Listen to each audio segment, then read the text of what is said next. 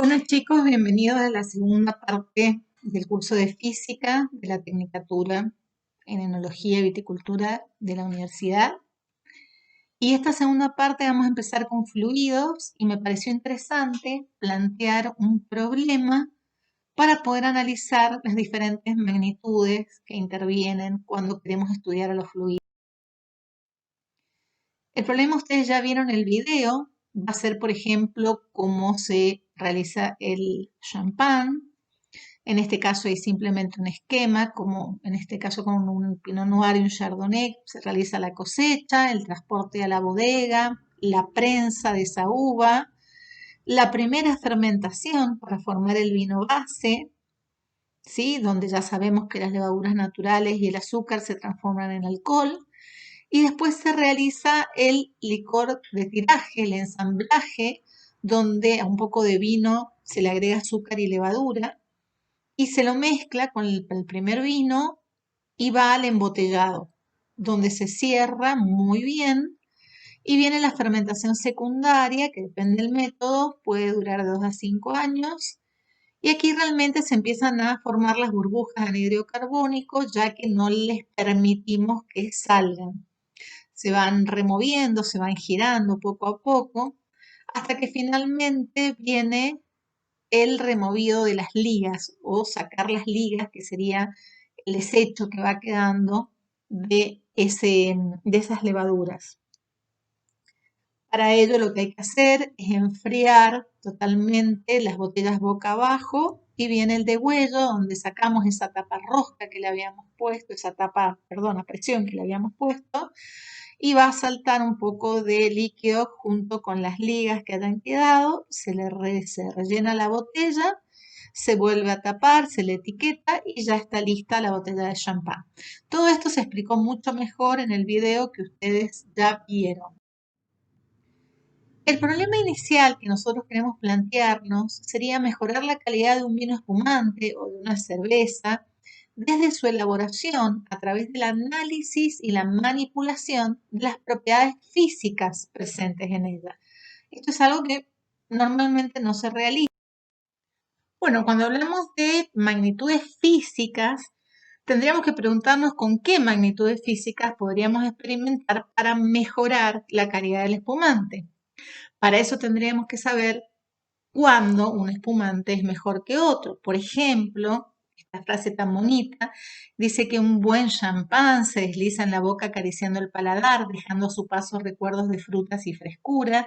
El champán debe tener burbujas finas y persistentes, textura cremosa, buena acidez y largo recuerdo. Bueno, una de las variables físicas que mejoran la calidad de un champán, justamente por lo que acabamos de decir, son esas finas burbujas persistentes, o sea, es el tamaño, cantidad y calidad de las burbujas que lo conforman. Deben ser pequeñas e intentar reventarse cuando asoman a la superficie. Esto no es lo mismo que en la cerveza, que ya lo vamos a ver. También es importante la pureza de la bebida, la que se debe haber extraído la mayor cantidad de lías, porque por todo esto podemos asegurar que esta bebida estimula todos los sentidos, justamente el gusto, el olfato, la vista con ese color precioso y esa nitidez que tiene, también el sentido del tacto, porque cuando acercamos la nariz al vaso vamos a encontrar esa cosquilleo que nos hace por el reventar de las burbujas en la superficie. Entonces realmente estimula todos los sentidos. Cuando hablamos de una cerveza, que también es un espumante, ¿por qué no?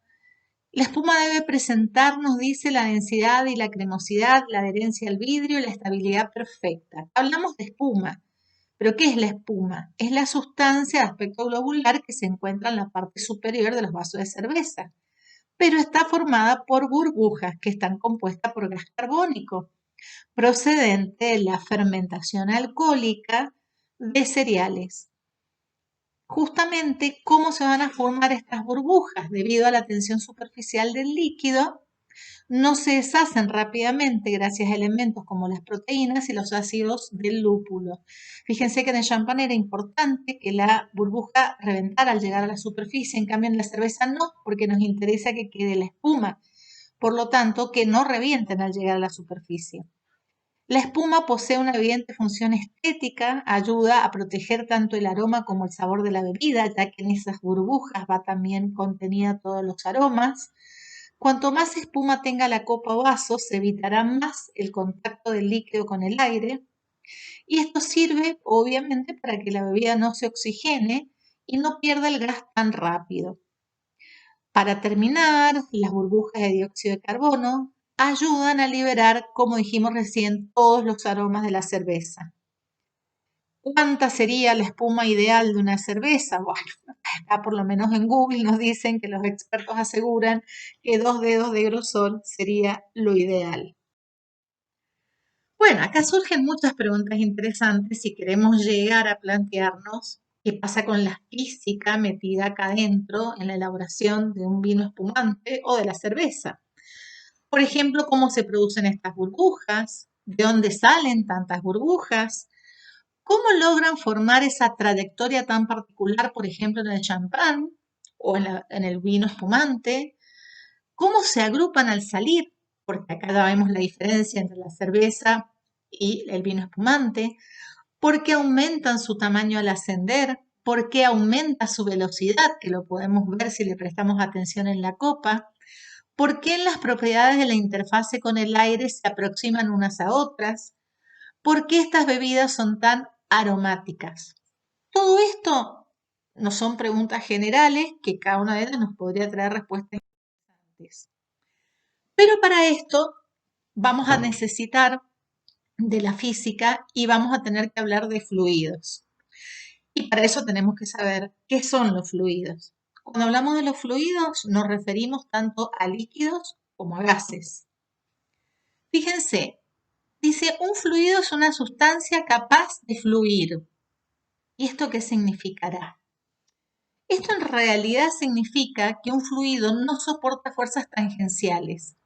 Fíjense, si yo quiero correr una mesa, por ejemplo, correrla, yo hago una fuerza para correrla sobre el piso, yo hago una fuerza tangencial, normal sería si yo me sentara arriba de la mesa, pero no, yo la quiero correr, por lo tanto hago una fuerza tangencial paralela al suelo, y al principio hago fuerza y sin embargo no se mueve la mesa porque el sólido soporta fuerzas tangenciales, tiene fuerza de rozamiento estático. En cambio, si fuera un fluido, el más pequeño viento tangencial que, por ejemplo, haga fuerza sobre la superficie, va a producir que ese fluido fluya. Porque no existen fuerzas de rozamiento estático en el fluido, entonces tienen esta capacidad de fluir ante la más mínima fuerza tangencial. En un fluido en reposo, las fuerzas son perpendiculares a la superficie considerada, porque si está en reposo significa que no tiene fuerzas tangentes. Entonces, si está un fluido, por ejemplo, confinado en un vaso, todas las fuerzas son perpendiculares. Las paredes hacen fuerzas horizontales perpendiculares. El fondo va a ser una fuerza también normal hacia arriba. Los fluidos transmiten presiones. Esto también es una particularidad del fluido. ¿Por qué sucede esto? ¿Y cuál sería la diferencia? Los sólidos transmiten fuerzas. Si yo tengo un cuerpo sólido y lo empujo de un lado con una fuerza, del otro lado puedo hacer una fuerza que tenga el mismo módulo, la misma dirección, sentido contrario y se van a equilibrar. En cambio, con los fluidos no pasa eso. Cuando yo con el fluido contra por ejemplo, un globo que contenga un gas, hago una determinada fuerza, lo que estoy produciendo es una presión, aumentando la presión en cada una de las partículas del gas contenidas adentro de ese globo. Y se transmite exactamente igual a la presión que yo he realizado. O sea, aumenta la presión de cada partícula del fluido en la misma intensidad de la presión exterior que yo he realizado. Bueno, en definitiva dijimos que los gases y los líquidos son fluidos y estas son las verdaderas consideraciones a tener en cuenta. Pero también por ahí hemos escuchado, por ejemplo, que los líquidos poseen un volumen definido, en cambio los gases llenan completamente el volumen del recipiente que lo contiene. Si pusiéramos un sólido también posee un volumen definido. Los líquidos son prácticamente incompresibles. Los gases pueden ser fácilmente comprimidos, lo vimos en toda la primera parte donde trabajamos con gases, cómo podíamos variar el volumen fácilmente o o haciendo una presión o diferentes maneras. Y un fluido toma la forma del recipiente que lo contiene. Que ahí se diferencia de un sólido, porque un sólido tiene forma propia. ¿Sí? Bien, entonces ahora sí podemos empezar a hablar de hidrostática, pero antes tengamos en cuenta que cuando hablamos de hidrostática en general no nos conviene hablar de la masa del cuerpo como hablábamos antes, sino nos conviene hablar de la densidad. Y la densidad es el cociente de la masa sobre el volumen, o sea, masa por volumen. Unidades de esta densidad y cuáles van a ser. Y en el sistema internacional pensemos un poco, masa, kilogramo, volumen por metro cúbico. En el CGS, gramo por centímetro cúbico, por ejemplo. Unidad técnica de masa por metro cúbico en el sistema técnico. El peso específico va a ser también una magnitud física parecida a la densidad, pero fíjense que la densidad era una magnitud escalar, acá no hay ningún vector. En cambio, el peso específico es el peso dividido el volumen o el peso por volumen, siendo ese peso el producto de la masa por la gravedad. Y la gravedad es un vector. Por lo tanto, el peso específico va a ser un vector que va a tener la misma dirección y sentido que la aceleración de la gravedad.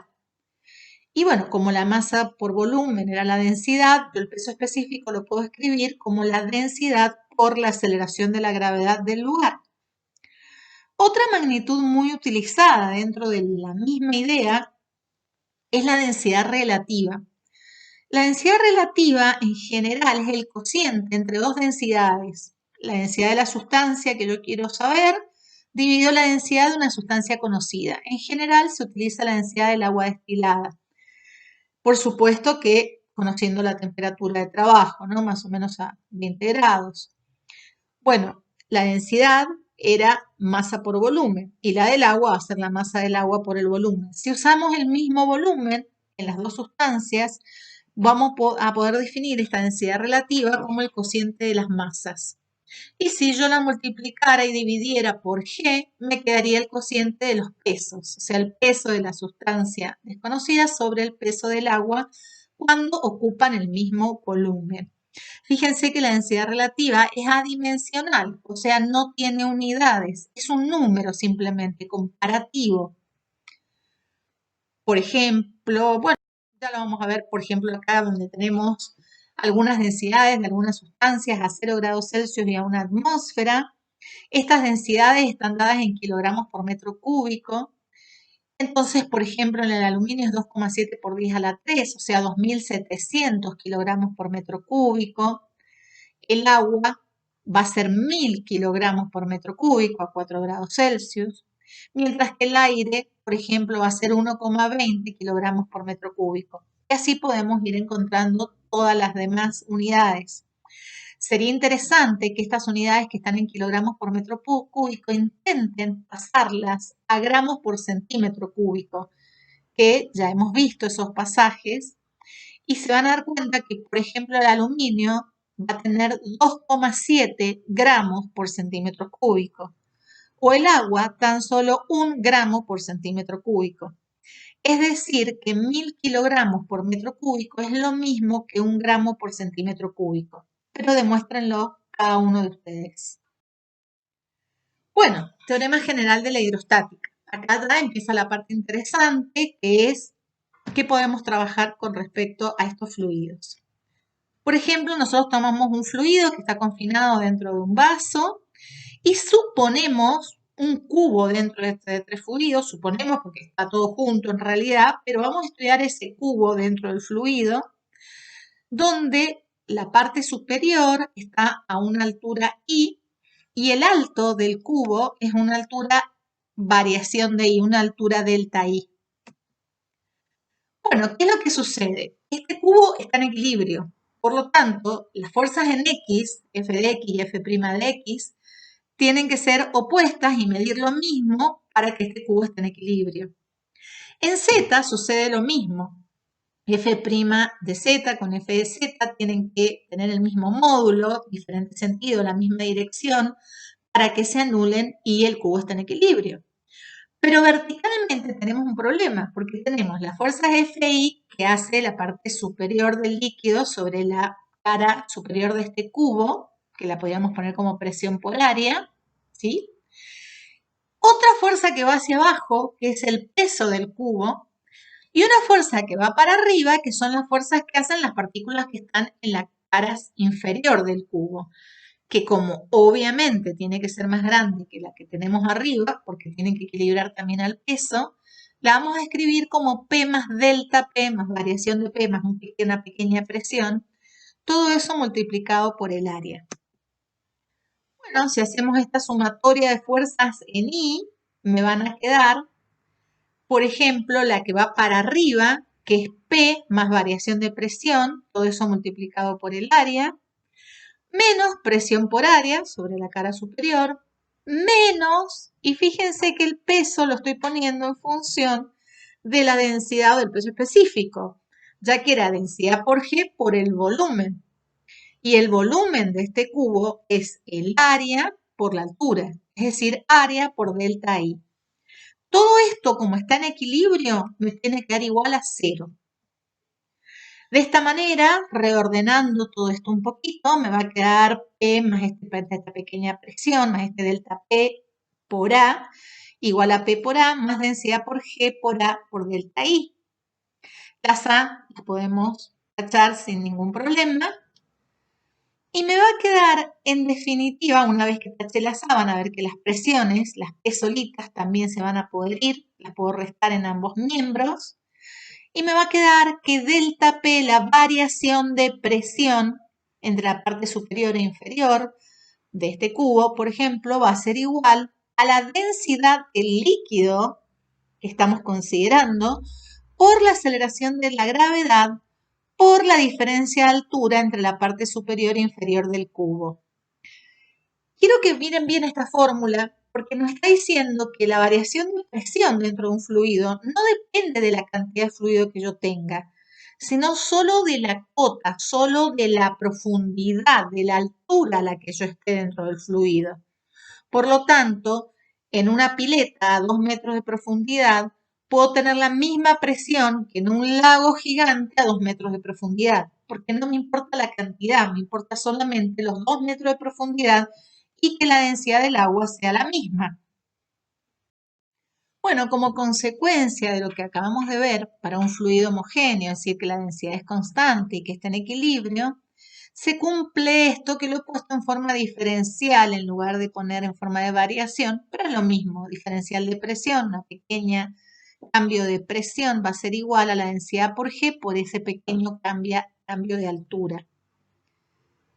Fíjense cómo nosotros marcamos, por ejemplo, en un vaso con una línea celeste punteada que me está indicando que a ese nivel todas las partículas de esa agua que es homogénea va a tener la misma presión. También podemos verlo en un tubo en U, como me está indicando el punto A y B, como a esa altura, si la altura 1 es igual a la altura 2, vamos a tener en esos puntos la misma presión, no el B con otro punto diferente del A que esté a otra profundidad. Tienen que estar a la misma profundidad. Entonces me está diciendo que si la variación de altura es 0, es decir, me encuentro al mismo nivel, la variación de presión va a ser igual a 0, es decir, voy a tener la misma presión. Entonces todos los puntos que están a la misma profundidad, al mismo nivel, van a tener la misma presión. Y al revés sería exactamente lo mismo, ¿no es cierto? Y esto me da un principio de vasos comunicantes. Como no me importa la cantidad de líquido ni la forma del vaso, estos vasos están todos comunicados por la parte inferior, tienen el mismo líquido homogéneo, entonces en todos los vasos va a llegar a la misma altura, sin importarnos realmente cómo sea la forma del vaso ni la cantidad de líquido que contenga. Bueno, teniendo en cuenta esto, podríamos explicar un poquitito, a ver, fíjense en este caso, este tubo en U que tenemos en el medio, cómo en el mismo líquido y en el mismo nivel vamos a tener la misma presión y cómo de esta forma podríamos llegar a explicar la presión atmosférica. Bueno, de esta manera y utilizando estos conceptos que acabamos de ver, vamos a poder entender o poder medir cuál va a ser la presión atmosférica. ¿Qué es la presión atmosférica? Es la presión que ejerce toda la columna de aire que tiene toda la atmósfera hasta nosotros. Para eso, Torricelli se le ocurrió un método bastante particular y fue el siguiente. Él tenía un cuenco, un recipiente que tenía mercurio. Tomó un tubo de 1 metro de altura y lo llenó totalmente con mercurio, tapando la parte superior del tubo, lo dio vuelta con mucho cuidado, colocando la boca sumergida dentro del recipiente con mercurio. Al sacar el dedo, notó que la columna de mercurio bajó, pero no bajó totalmente estando al mismo nivel que estaba en el recipiente de abajo, sino que quedó desnivelada aproximadamente 760 milímetros o 76 centímetros o 0,76 metros, depende en qué sistema de unidades lo estemos trabajando. ¿Y a qué se debe esto? A ver, si nosotros analizamos la parte superior del mercurio que quedó en el tubo, que estaba puesto en forma vertical con la boca para abajo, ahí la presión es cero, porque hay vacío. Eso no está abierto a la atmósfera, no hay aire, es vacío total. En realidad hay pequeños gases de mercurio, pero no se tienen en cuenta. Prácticamente vacío. Entonces podemos imaginar un tubo imaginario que contiene todo el aire que llega hasta el final de la atmósfera. Y que este tubo imaginario, junto con el tubo que él colocó en forma vertical boca abajo, me están formando un tubo en U. Si es de esta manera, tendríamos en un tubo en U dos líquidos diferentes o dos fluidos diferentes. Por un lado tenemos el mercurio y por el otro lado tenemos el aire. Obviamente, como el mercurio es más denso, está en la parte de abajo también. El aire es mucho menos denso. Pero toda esa columna de aire está equilibrada por los 760 milímetros de mercurio. Si nosotros vamos justo a la superficie del recipiente, a ese nivel tenemos mercurio. Y como estamos en el mismo nivel, tenemos la misma presión en todos los puntos que están en ese nivel. O sea que la presión que ejerce la atmósfera en ese tubo imaginario sobre la parte superior del recipiente, la puedo medir conociendo la presión que ejerce el mercurio en el tubo que nosotros hemos colocado. Bueno, de esta manera, P2 menos P1, considerando P2 la presión en la parte inferior del tubo, o sea, a nivel del recipiente, y P1 esa presión cero, porque había vacío, va a ser lo mismo que densidad por G por altura. Justamente acá lo reemplazamos por cero, por el vacío que teníamos en la parte superior. Y esta presión atmosférica me va a quedar igual a densidad por G por altura. ¿Pero densidad de quién? Del mercurio. Por G, que es la aceleración de la gravedad, por la altura de ese mercurio. Si los reemplazamos, pero en unidades del sistema internacional, que hacemos que no podemos mezclar unidades en una misma expresión matemática, entonces la densidad del mercurio va a ser de 13.600 kilogramos por metro cúbico. La aceleración de la gravedad, 9,8 metros por segundo al cuadrado, y la altura 0,76 metros. Acá lo ponemos en metros para ponerlo en el sistema internacional. Y esto me va a dar por resultado 101.300 pascales. Y así podemos dar de diferentes maneras la presión atmosférica. Fíjense todas las maneras en las que lo podemos dar. Una atmósfera es igual a 760 milímetros de mercurio o 760 torr o 101.300 pascales, que es lo mismo que 1,013 por 10 a la 5 pascales. Pero un pascal eran 10 varias, y esto demuéstrenlo en la parte de equivalencia de unidades. Y me daría 1,013 por 10 a la 6 varias. O 1,013 bar, que no es lo mismo que varias. O 1,033 por 10 a la 4 kilogramos fuerza por metro cuadrado en el sistema técnico. Con el sistema técnico inglés, 14,7 libras por pulgadas cuadradas. Y uno que es interesante, pero no está puesto acá, es que si el kilogramo fuerza por metro cuadrado lo vamos a expresar en kilogramo fuerza por centímetro cuadrado, nos daría esta misma presión atmosférica, esa misma atmósfera, 1,033 kilogramos fuerza por centímetros cuadrados. ¿Qué significa esto? Que cada centímetro cuadrado, centímetro por centímetro, cada cuadradito que mida un centímetro cuadrado, está soportando una fuerza prácticamente de 1 kilogramo fuerza sobre nuestra piel, por ejemplo. Y también va a poder, vamos a utilizar todos estos fenómenos para poder medir la presión. Y para eso, por ejemplo, podemos tener un gas dentro de un balón que esté conectado a un tubo NU que contenga mercurio. Cualquiera de estos dos ejemplos sería lo mismo. Y vemos un desnivel en el mercurio. Obviamente este desnivel nos está diciendo, fíjense que acá las dos ramas están abiertas, una abierta a la atmósfera y la otra abierta a este globo que contiene el gas. Esto nos estaría diciendo, por el mismo desnivel que estamos viendo, que la presión del gas es mayor que la presión atmosférica. Por eso empuja un poco más hacia abajo.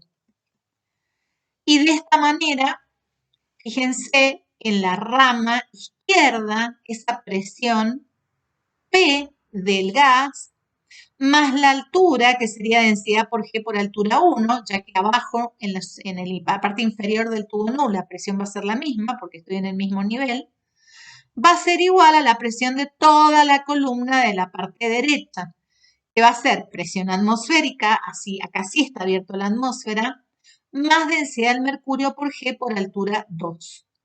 Y de esta manera, despejando P, podríamos averiguar la presión de ese gas.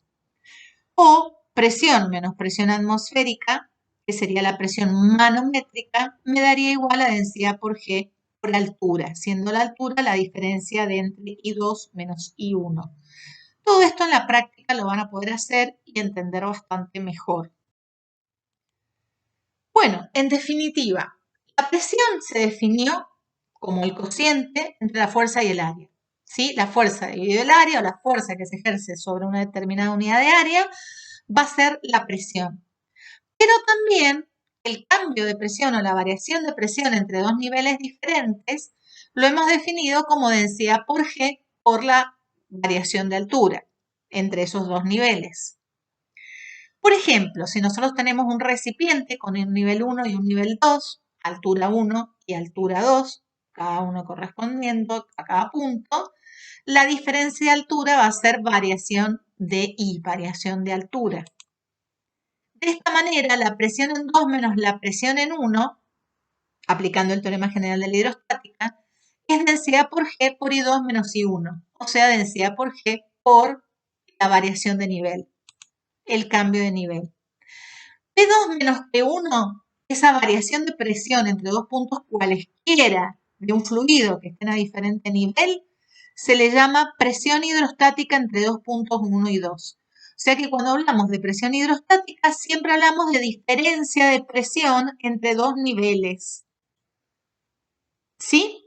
Por ejemplo, me dice, suponga que el líquido es vino tinto, con una densidad relativa de 0,8, la altura del primer punto es 1 metro y la altura del segundo punto es 7 metros. Están en un tanque de acero inoxidable, por ejemplo. ¿Cuál va a ser esa presión hidrostática entre los puntos 1 y 2? Va a ser 0,8 gramos por centímetro cúbico, transformando esta densidad relativa en densidad absoluta. 980 centímetros por segundo al cuadrado. Fíjense que pongo 980 y no 9,8 porque estoy en el CGS. Y 700 centímetros menos 100 centímetros justamente porque estoy en el CGS. Todo en el mismo sistema de unidades. Y esto me da 470.400 varias o 47.040 pascales. Eso sería presión hidrostática, diferencia de presión entre dos puntos cualesquiera. ¿Qué pasa si ahora el I1, en lugar de estar a una determinada profundidad, está justo en la superficie? O sea que la altura con respecto a la superficie es 0. La variación de altura va a ser directamente I2. En este caso, la presión 1 va a ser igual a la presión atmosférica. Aplicando el teorema, P2 menos la presión en A se va a llamar presión manométrica en el punto 2. Y fíjense que va a ser directamente igual a la densidad del líquido por G por variación de altura. La presión manométrica es muy importante porque es la presión que ejerce solamente el líquido que está por encima del punto 2. Y cuando hablo de presión manométrica, puedo hablar de la presión en un punto, no necesito dos puntos, porque ya sé que el otro va a ser la presión atmosférica. Por lo tanto, directamente puedo hablar de la presión en el punto 2, la presión manométrica va a ser igual a la densidad por G por la altura del fluido, del líquido en este caso, que esté por encima de ella, sin contar la presión del aire. ¿Sí? Pero si nosotros despejamos T2 y ahora sí contamos la presión del aire, estamos sumándole a esta presión que se ejerce el líquido, que ejerce solo el líquido sobre el punto 2, le estoy sumando la presión atmosférica. Y a esto se le va a llamar presión absoluta. La presión absoluta, la presión total en el punto 2, va a ser la presión atmosférica más densidad por G por la profundidad a la que se encuentre este punto 2. ¿Sí?